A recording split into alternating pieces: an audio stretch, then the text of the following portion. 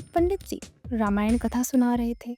लोग आते हैं और आनंद विभोर होकर जाते हैं।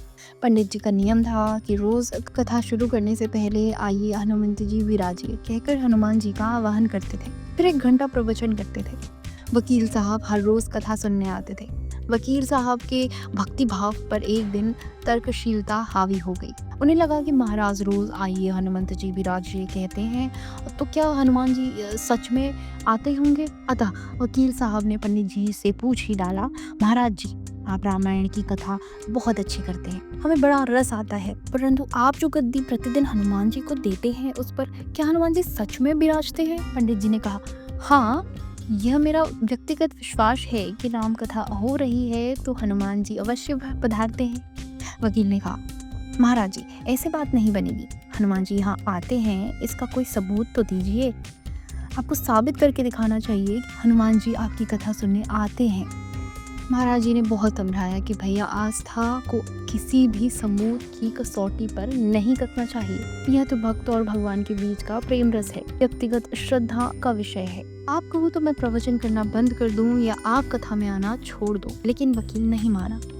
वो कहता ही रहा कि आप कई दिनों से दावा करते आ रहे हैं, यह बात और स्थानों पर भी तो करते ही होंगे, इसलिए महाराज जी आपको तो साबित करना ही होगा कि हनुमान जी कथा सुनने आते हैं। इस तरह दोनों के बीच वाद विवाद होता रहा, मौखिक संघर्ष बढ़ता रहा। हार कर पंडित महाराज जी ने कहा, हनुमान जी है या नहीं उसका सबूत कल दिखलाऊंगा।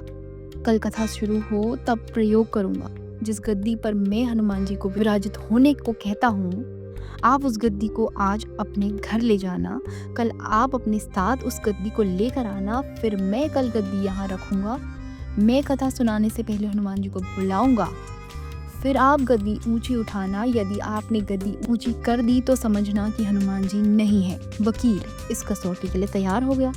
पंडित जी ने कहा, हम दोनों में से जो पराजित होगा वो क्या करेगा, इसका निर्णय भी कर लें। यह तो सत्य की परीक्षा है। वकील ने कहा, मैं गद्दी ऊंची ना कर सका तो वकालत छोड़कर आपसे दीक्षा ले लूंगा।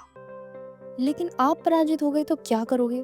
पंडित जी ने कहा, मैं कथा वाचन छोड़कर आपके ऑफिस का चपरासी बन जाऊंगा। अगले दिन कथा पंडाल में भारी भीड़ हुई। जो लोग रोजाना कथा नहीं सुनने आते थे, वे भी भक्ति, प्रेम और विश्वास की परीक्षा देखने आए। काफी भीड़ हो गई। पंडाल भर गया। श्रद्धा और विश्वास का प्रश्न जो था, पंडित जी, महाराज और वकील साहब कथा में पधारे।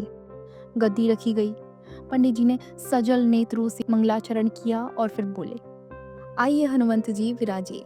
ऐसा बोलते ही पंडित जी के नेत्र सजल हो उठे। मन ही मन पंडित जी ने बोला, प्रभु, आज मेरा प्रश्न नहीं बल्कि रघुकुल रीति की परंपरा का सवाल है। मैं तो एक साधारण जन हूँ, मेरी भक्ति और आस्था की लाज रखना। फिर वकील साहब को निमंत्रण दिया गया, आइए गद्दी ऊंची कीजिए। लोगों की आंखें जम गई। वकील साहब खड़े हुए। उन्होंने गद्दी को उठाने के लिए हाथ बढ़ाया, पर गद्दी को स्पर्श भी ना कर सके।